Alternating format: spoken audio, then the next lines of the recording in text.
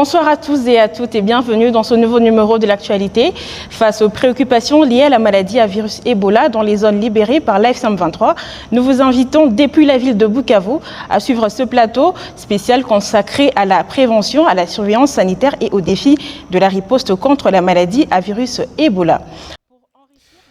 Ikiganiro cyihariye kuri Ebola baravuga ngo kugira amakuru no kwikingira kwiza.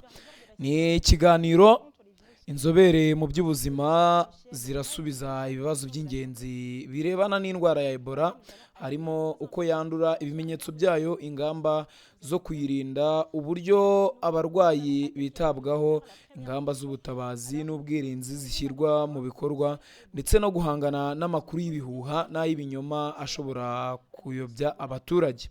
Iki kiganiro nk'uko mugiye kugikurikira cyose, ikiganiro kigamije gufasha abaturage kubona amakuru yizewe kandi asobanutse kugira ngo bafate ibyemezo bibarinda kandi birinde abo babana nabo bashuka mu buzima bwabo bwa buri munsi.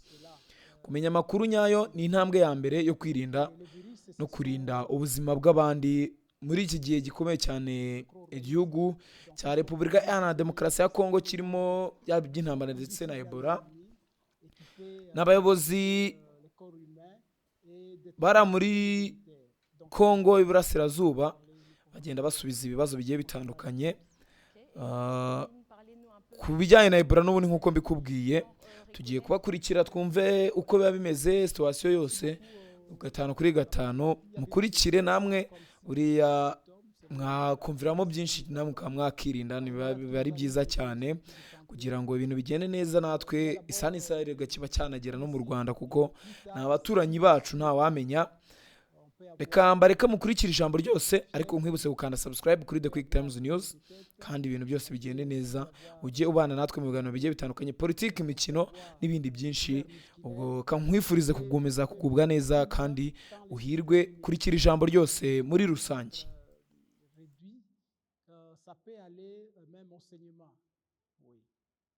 Bonsoir à tous et à toutes et bienvenue dans ce nouveau numéro de l'actualité.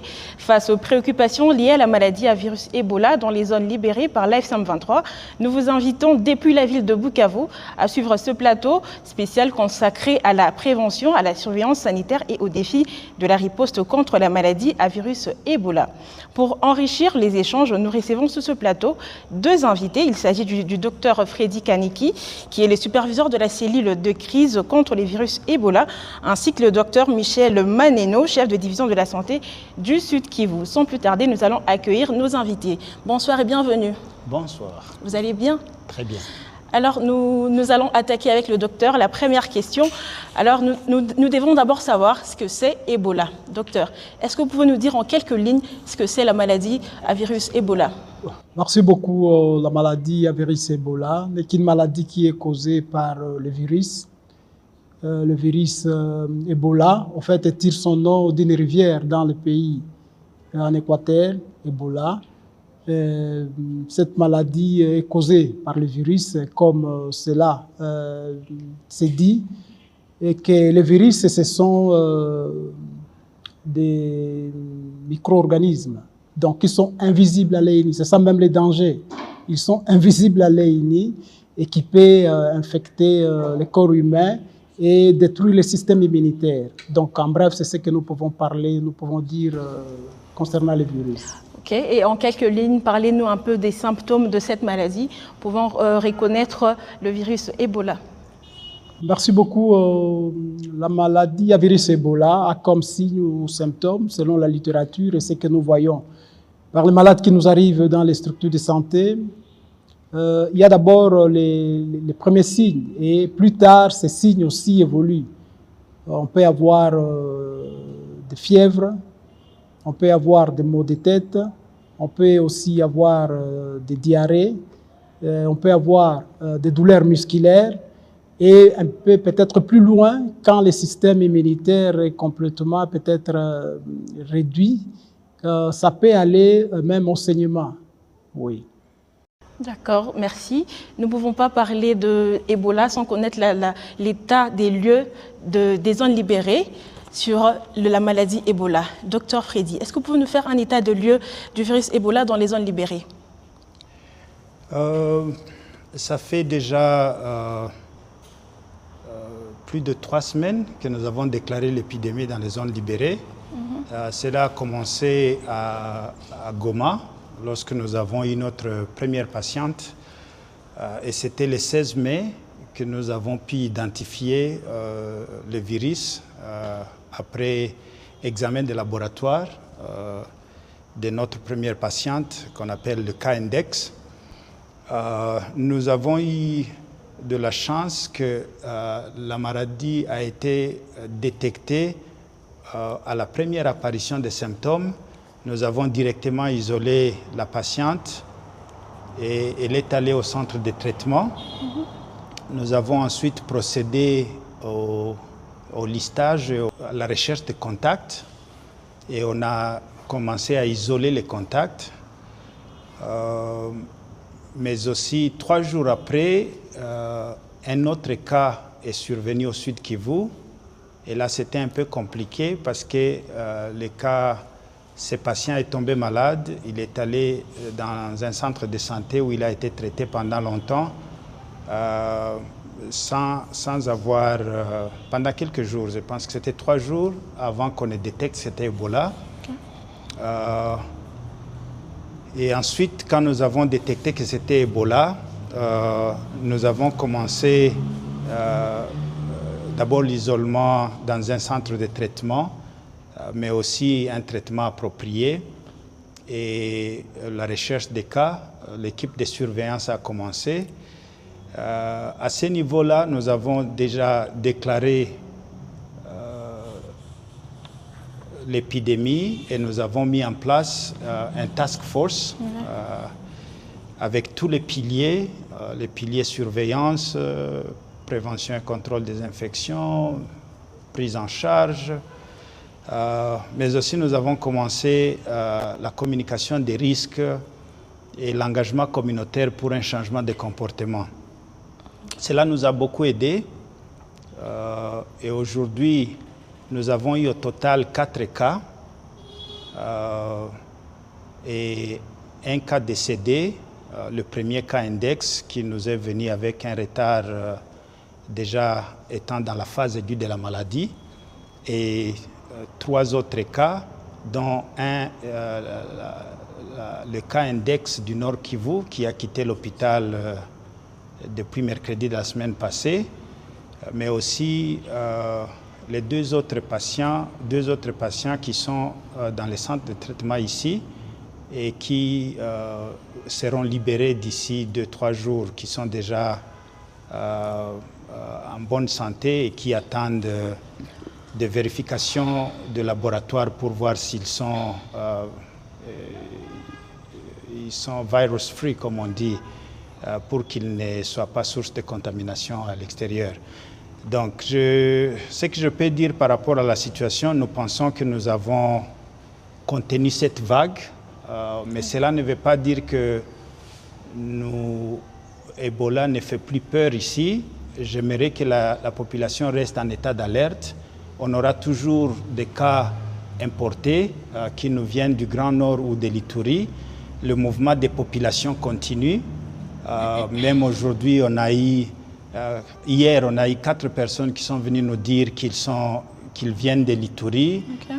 Et c'est bon de se présenter comme ça parce que ça nous permet de faire une surveillance quotidienne, de les approcher et de vérifier s'ils ont des symptômes pour qu'à la première apparition des symptômes, ils soient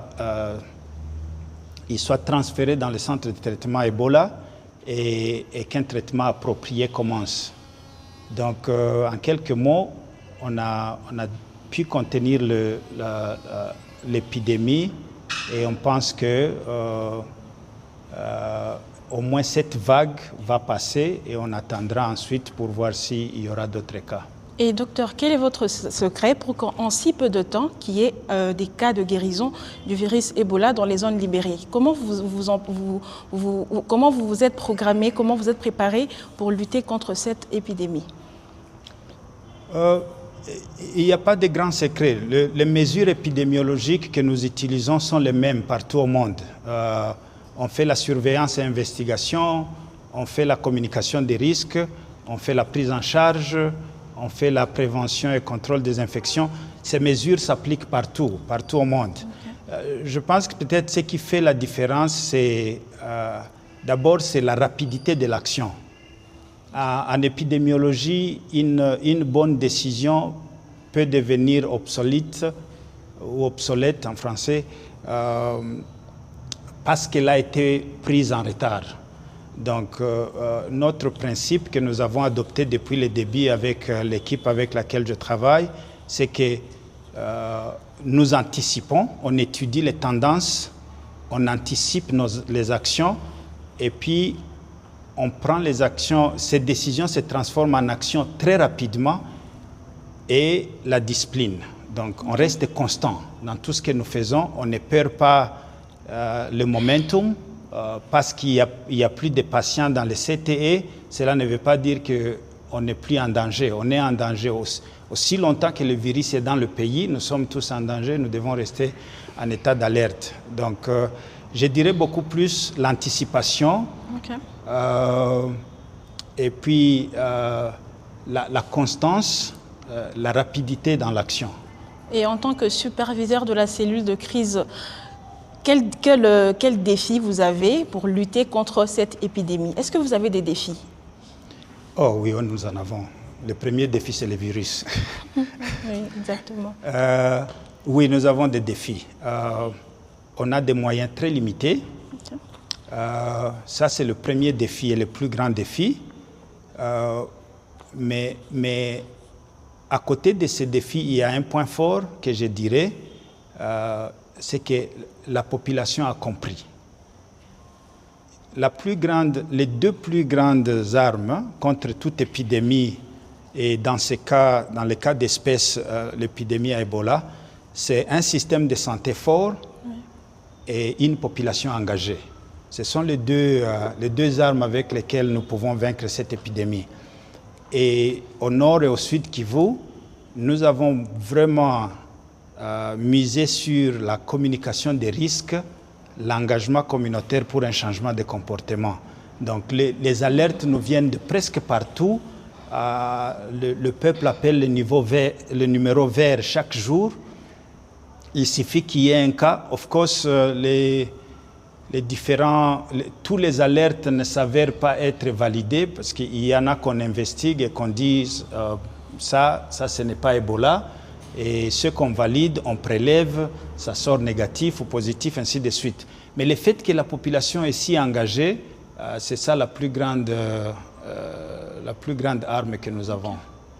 Merci, docteur. Je vais revenir vers le docteur Michel, qui va alors nous parler des groupes. Est-ce qu'il y a les groupes des personnes qui sont plus exposées au virus Ebola? Comme par exemple, pour le Covid-19, il y avait les personnes les plus âgées qui étaient plus affectées. Alors, pour les virus Ebola, est-ce qu'il y a une catégorie des personnes sensibles?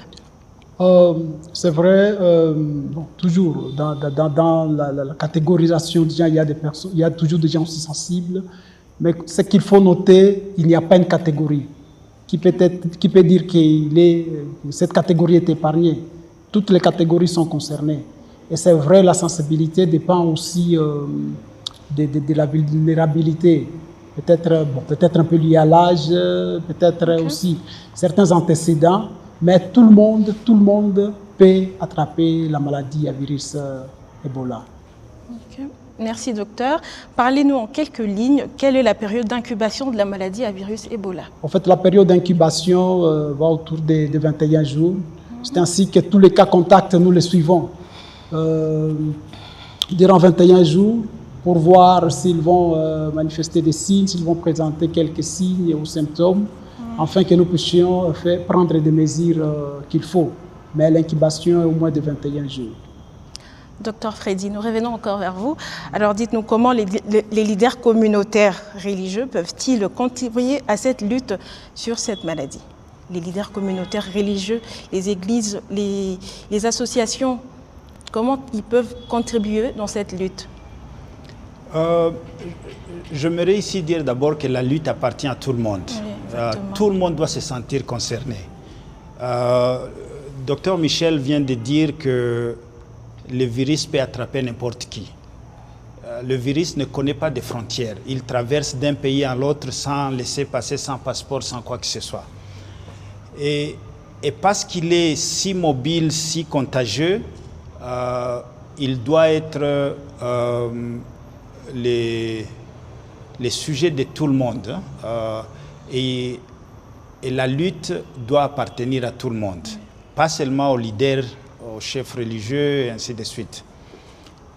Et je venais de dire que la plus grande arme, c'est plutôt une population engagée. Et comment la population sera engagée? C'est si nous tous, nous levons et nous éduquons notre population. Exactement. La plus grande ennemie, ou le plus grand ennemi, c'est l'ignorance. Quand on ne connaît pas la maladie, on ne sait pas comment s'en protéger. Mais quand on connaît la maladie, on sait comment se protéger et comment protéger sa famille.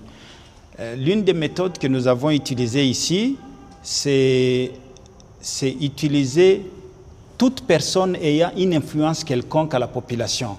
Les comédiens, les pasteurs ou responsables religieux, les chefs locaux, les notables, tous ceux qui ont une certaine influence, un certain niveau de confiance au niveau de la population, nous les avons mis dans les quartiers. Certains utilisent des mégaphones, certains passent à la radio comme ici, et aussi l'utilisation de social media, les médias sociaux, comme les TikTok, les Instagram, mais alors sur toutes les plateformes, il y a des messages, et des messages qui viennent de différentes personnalités et qui atteignent différentes souches de la population, la jeunesse, les dames, les chrétiens, les non-chrétiens, les musulmans, on utilise tout le monde. Et alors, pour répondre à ta question, tout le monde doit se sentir menacé et tout le monde doit sentir le devoir d'informer, d'éduquer et de lutter contre cette maladie. Oui, exactement. Merci, docteur. Et nous, en tant que journalistes, qu'est-ce que nous pouvons faire pour lutter contre la désinformation qui circule autour de cette épidémie dans les zones libérées? La désinformation n'est pas différente de l'ignorance. Effectivement, il y a une partie de la population qui est encore dans l'ignorance et il y en a qui suivent des rumeurs. Vous avez appris ce qui est arrivé à Rwampara, en Ituri, et même dans d'autres villes où on a mis feu au centre de traitement Ebola. Ça, c'est l'ignorance. Et ça, c'est l'ennemi numéro 1.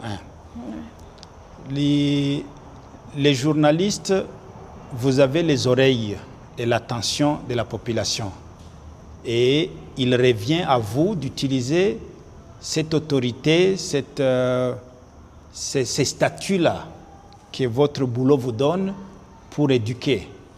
Si nous pouvons faire quitter cette souche de la population qui est encore dans l'ignorance, dans les désinformations, dans les rumeurs, pour leur faire connaître que Ebola est réel, il tue et n'importe qui peut l'attraper. Nous devons nous protéger et protéger les nôtres. Ça sera la plus grande contribution que vous puissiez donner. Merci. Alors là, nous sommes déjà en train de chuter. Le docteur Michel va donner son dernier message à la population qui nous suit en ce moment. En tout cas, il va donner son dernier mot. Les derniers mots, le message que je peux donner à la population est que, comme vient de le dire notre superviseur de la cellule de crise, nous tous nous devons nous impliquer. Donc il ne faut pas attendre à ce que la maladie puisse se développer dans les corps. C'est-à-dire qu'il faut, dès que vous sentez les premiers signes, il faut se rendre dans les structures de soins pour vous faire consulter par les prestataires de soins. Donc c'est rendre à l'hôpital à temps. Plus on sera à temps à l'hôpital, plus on a aussi la chance de guérir de cette maladie. Et d'aider, il ne faut pas penser que dès qu'on est infecté par le virus, c'est fini, on est condamné à mort. Non. Plus vous allez à temps à l'hôpital, plus vous pouvez épargner votre vie et même épargner la vie de la communauté ou des autres membres de la famille. Et d'aider, nous aimerions dire aussi à la population, dès qu'il y a des visiteurs dans la famille, puisque je dois vous informer, nous avions mis en place une activité d'intensification où nous avions capitalisé avec le relais communautaire qui passe porte à porte dans les ménages pour aller faire ce qu'on appelle la surveillance active. Et on demande aussi les questions, est-ce que vous avez des visiteurs? C'est par là que nous demanderions même à la population dans le ménage, si vous avez un visiteur qui vient des provinces qui sont aussi affectées par l'épidémie, entre autres Ituri ou le Nord Kivu, il ne faut pas hésiter de l'orienter aussi dans les structures de soins. Et je dirais aussi qu'il y a encore de l'espoir. Les superviseurs de la cellule de crise ils nous ont amené, nous avons le médicament qui donne encore l'espoir. Donc ce médicament a été utilisé dès que si on arrive à temps, quand on n'a pas encore commencé à présenter les derniers signes, entre autres les saignements et d'autres signes un peu plus avancés en cas quand on est infecté, ces médicaments peuvent encore nous aider pour essayer de réduire en fait ces risques-là de développement des maladies dans l'organisme. Donc voilà quelques messages que je peux donner à la population et que c'est une réalité. L'épidémie est au milieu de nous, comme l'a dit aussi notre superviseur. Même si nous semblons contrôler l'épidémie, nous ne devons pas penser que l'épidémie n'est pas au milieu de nous. Donc c'est une réalité et nous devons être tous vraiment attentifs et suivre aussi les directives des prestataires ou de notre service de santé afin que nous puissions voir comment est-ce que nous pouvons lutter contre cette épidémie. Il faut respecter les mesures barrières, il faut savoir laver les mains, et il faut éviter d'entrer en contact avec les liquides d'une personne qui est infectée. Et je pense que ce sont des mesures ou les mots que nous pouvons dire à la population pour se protéger contre ces virus. Merci, docteur. Docteur Freddy, vous avez un dernier message, une recommandation à donner à la population? Un message d'espoir, oui. Comme l'a dit mon collègue, contracter Ebola, ce n'est pas une sentence de mort. Déjà, nous avons un cas qui a quitté l'hôpital à Goma. Oui. Nous avons 2 cas ici qui vont quitter l'hôpital cette semaine. Je pense que c'est le plus grand message d'espoir que nous pouvons donner. Donc, premièrement, autant nous disons que l'Ebola est réel et il tue pour que nous nous en protégions, mais aussi autant nous voulons donner un message d'espoir. C'est une maladie qui est curable. Il y a beaucoup de facteurs qui contribuent au fait que vous guérissez de la maladie ou vous mourrez de la maladie. L'un de ces facteurs, c'est à quel point vous êtes allé à l'hôpital pour avoir les soins. Donc, il y a des patients qui nous arrivent pendant la phase aiguë de la maladie ou les derniers moments de vie. Et il est difficile de reverser le processus, il est déjà loin pour être reversé. Mais les patients qui nous arrivent à temps, à la première apparition ou à l'apparition des premiers symptômes, généralement, ces patients vont à développer une maladie légère et ils finissent par guérir. La plupart meurent des symptômes. Ça veut dire, je vous donne un exemple, il y a quelqu'un qui a une fièvre de 40 degrés constante, qui ne descend pas pendant 2, 3, 4 jours.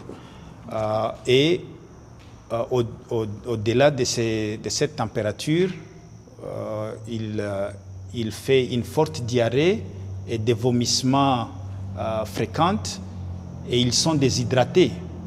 Alors quand vous vomissez et vous faites la diarrhée pendant 2-3 jours avec une forte fièvre, vous mourrez de la déshydratation. Alors que si vous étiez à l'hôpital, il est facile de réhydrater, de donner de la perfusion pour réhydrater. Donc, venez à l'hôpital à temps, vous augmentez votre chance de guérir de la maladie. Deuxièmement, c'est le médicament. Nous avons un médicament, lorsqu'il est donné dans la première phase, la phase d'incubation de la maladie ou à l'apparition des premiers symptômes, il vous aide à développer plutôt la forme moins sévère de la maladie. Il réduit même les risques d'hospitalisation ou les risques de décès. Donc c'est aussi un message pour que la population vienne recevoir les médicaments. Le dernier message, c'est d'être en état d'alerte.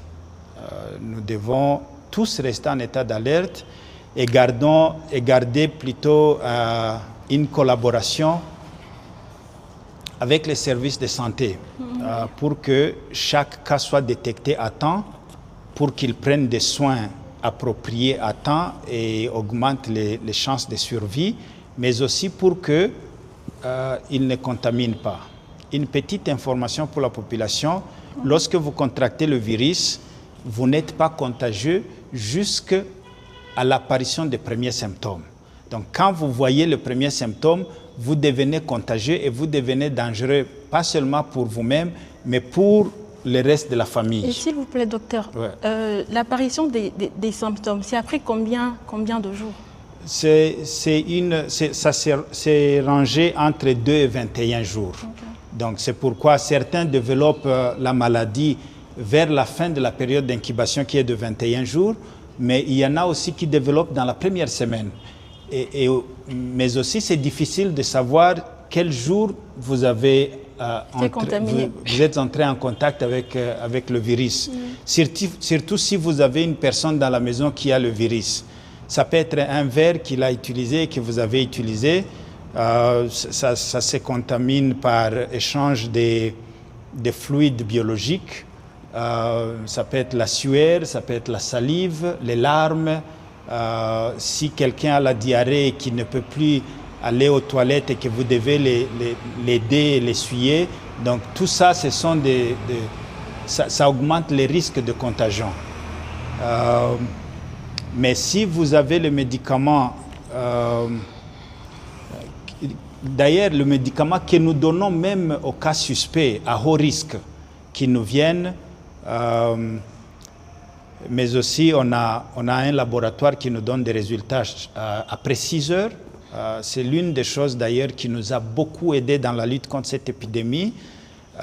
L'une des stratégies que nous avons prises, c'est de décentraliser les services de diagnostic. Maintenant, nous avons 3 laboratoires, un à Goma, un à Muresa, là où il y a là où je peux considérer comme notre épicentre, là où il y a des cas d'Ebola, mais un autre à Bukavu. Donc, entre le prélèvement et les résultats, il se passe 6 heures. Ça donne l'information correcte aux médecins, ça guide leurs décisions et ça favorise tout le reste du processus. Merci. Okay. Merci, cher docteur. C'était un réel plaisir de vous recevoir. Nous sommes à la fin. Donc, merci au département de la communication. Quant à moi, je vous dis au revoir et merci d'avoir suivi.